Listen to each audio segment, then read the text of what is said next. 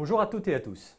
L'objectif de cette vidéo est d'illustrer concrètement l'utilisation du concept de cost model dans vos démarches de réduction de coûts. Décomposer les coûts est utile dans la compréhension de la structure du prix du fournisseur. Cependant, elle n'est qu'une photographie prise en fonction d'hypothèses figées de chiffrage.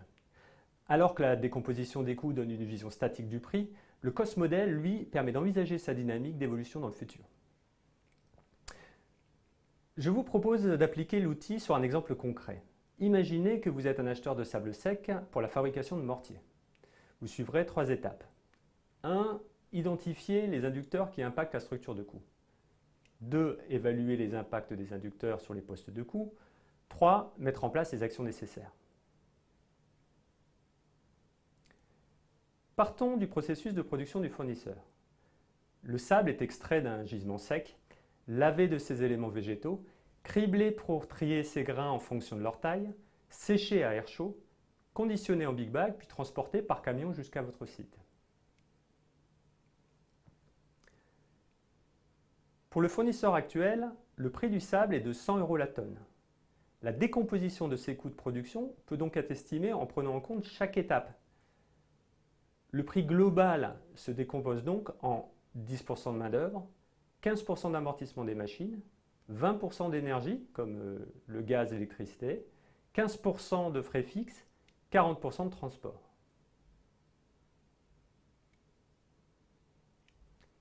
Identifiez les inducteurs qui impactent la structure de coût.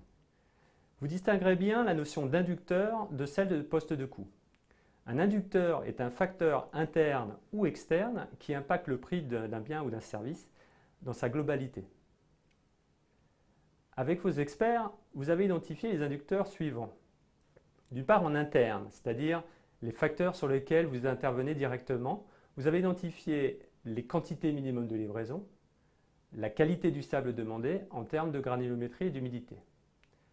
En externe, c'est-à-dire les facteurs sur lesquels vous n'avez pas forcément la maîtrise, vous avez identifié le prix de l'énergie, le coût du transport, l'âge du parc machine du fournisseur et la distance entre le fournisseur et vous. Deuxième étape, évaluer les impacts des inducteurs sur les postes de coût. Pour chaque inducteur, vous estimerez, voire calculerez si c'est possible, les impacts. Ici, je vous propose la règle suivante. 1 croix pour un impact modéré, 2 croix pour un impact fort. Dans notre cas, les quantités minimum de livraison vont avoir un impact sur la taille du lot du fournisseur et donc sur ses achats, sa main-d'œuvre, ses frais fixes et en partie sur son transport. La qualité du sable, elle, demandée, aura un impact principalement sur l'utilisation des machines et de la quantité d'énergie nécessaire. En effet, un sable de plus grande pureté nécessitera plus de temps de process, donc plus de temps d'utilisation d'énergie. On constate ici que les plus gros impacts ne sont pas forcément sur les plus gros postes de coût, notamment si l'inducteur impacte plusieurs lignes. Le prix de l'énergie influencera les coûts de l'énergie de manière proportionnelle, ainsi que l'âge du parc machine sur ses coûts d'amortissement. En effet, plus les machines sont anciennes, plus elles sont amorties et moins elles vous coûtent. Enfin, la distance entre le fournisseur et votre site aura un impact important sur le coût du transport. Si vous diminuez la distance par 2, vous réduirez de facto le prix global de 20 €, ce qui quand même représente 20% d'économie sur votre portefeuille. Troisième étape, mettre en place les actions nécessaires. L'étude d'impact a pour but de déterminer des priorités d'action. Concentrez-vous sur les principales lignes et colonnes là où il y a plus de croix.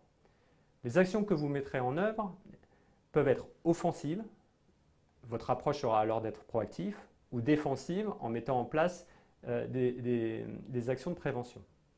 Par exemple, dans notre cas, vous rechercherez à sourcer un fournisseur de qualité équivalente plus proche de chez vous. Le potentiel d'économie est alors de 40%. De plus, vous chercherez à viser le juste besoin en termes de qualité de sable pour ne pas payer de surqualité.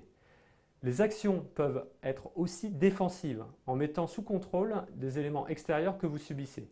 C'est ici le cas du prix de l'énergie, du transport, que vous suivrez par l'intermédiaire d'indices ou avec des partenaires. Qu'ils soient à la hausse ou à la baisse, c'est une information cruciale pour vos négociations futures. En conclusion, Le cost model est un outil d'analyse qui permet de dépasser la décomposition des coûts du fournisseur pour se concentrer sur les éléments qui vont les faire varier. Ça vous permet de crédibiliser vos plans d'action vis-à-vis de vos clients internes.